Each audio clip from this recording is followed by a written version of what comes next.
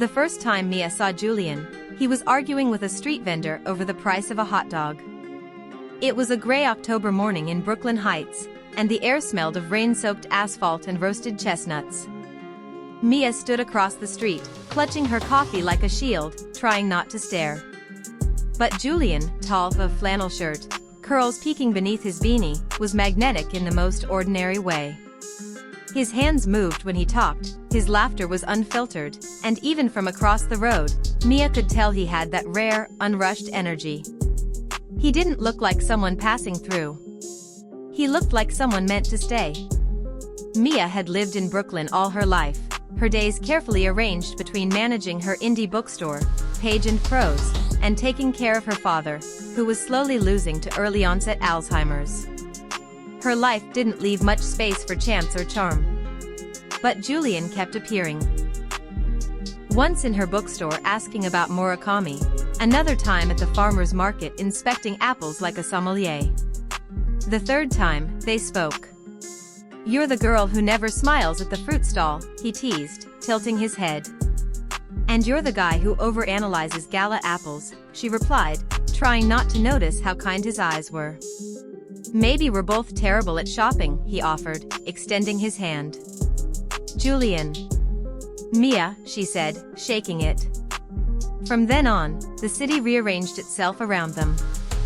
They met for coffee on Wednesdays, walked along the East River on Sundays, and shared memories like worn postcards. Julian was a photojournalist who had returned to New York after 5 years covering stories abroad. He spoke of Cambodia's light and Istanbul's chaos, but always with the ache of someone who'd seen too much too soon. Mia didn't open up easily. But Julian was patient. He never pried, just lingered around the corners of her world until she invited him in. She told him about her mother, who had died when Mia was 13, and how her father now mistook her for her mother on bad days. She showed him the attic filled with unsold books, the journal she kept hidden beneath the cash register, and the tree she planted every year on her mom's birthday in Prospect Park. Julian, in return, gave her photographs. Not the kind you frame, but the kind that tell truths: kids playing in puddles in Bangladesh, lovers dancing in Havana, an old woman praying beside a cracked window in Ukraine. "Beauty," he once told her, "is not in perfection. It's in presence." They were never official, never labeled. But some nights, he stayed. Some mornings, he made blueberry pancakes with too much cinnamon. On rainy days, they watched old French films, and on clear ones, they sat on her fire escape watching the city breathe. But life doesn't wait for love to find its feet. Julian received an offer from National Geographic, 2-year coverage across Africa. It was his dream, the kind that shaped his bones. He told Mia over candlelight in the back of her bookstore, nervously stirring cold soup. "I leave in December," he said. "They want me in Nairobi first." Mia smiled, the kind of smile that costs something. "You have to go," she said. "I don't want to leave you," he replied. "I'd never ask you to stay." And so, December came. They stood in JFK's Terminal 4, the world loud and blurred around them. Julian pressed his forehead to hers, whispering, "All right." Every week. Every city.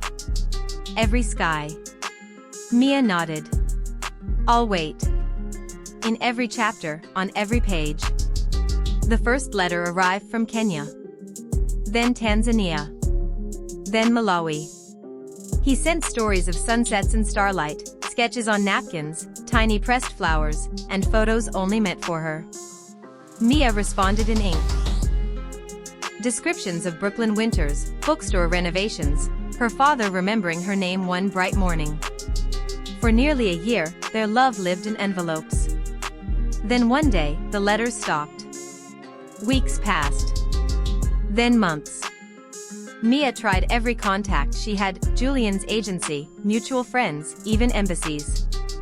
Nothing. No news. No explanation. Her chest hollowed out with worry and anger and grief she couldn't name.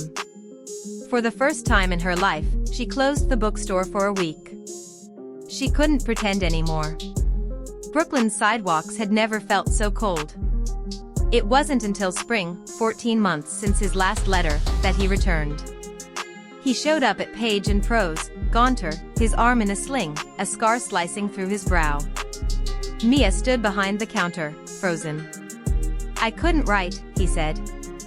"I was in a car crash in Botswana. Lost everything. Camera. Contacts. Memory, for a while. It took time to find my way back." "I thought you were dead," she whispered, her voice cracking. "I thought about you every day. Even when I didn't know my name." Mia stepped out from behind the counter. "You don't just get to come back and pick up where we left off." "I don't want to pick up. I want to begin again," he said, holding out a small envelope. Inside was a photo of her, taken from the bookstore's doorway, smiling, sunlight catching her hair. "It was in my wallet," he said. "Survived the crash.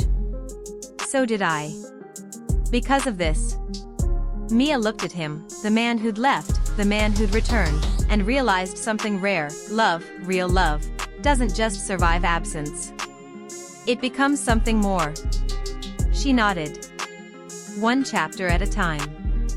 And so they began again. Slowly. Carefully. With bookstore mornings and fire escape nights. With coffee walks and scarred hands held in quiet trust. Mia never asked for promises. Julian never offered ones he couldn't keep. But every day, they chose each other, where the sidewalk ends, and everything truly begins. Megaphone CTA. If this story touched your heart, don't forget to like, share, and subscribe to Whispers of Love. Sparkling Heart. Sparkles comment below, have you ever waited for someone who vanished? Or found your way back to a love once lost? Let's share our stories together. Sunset.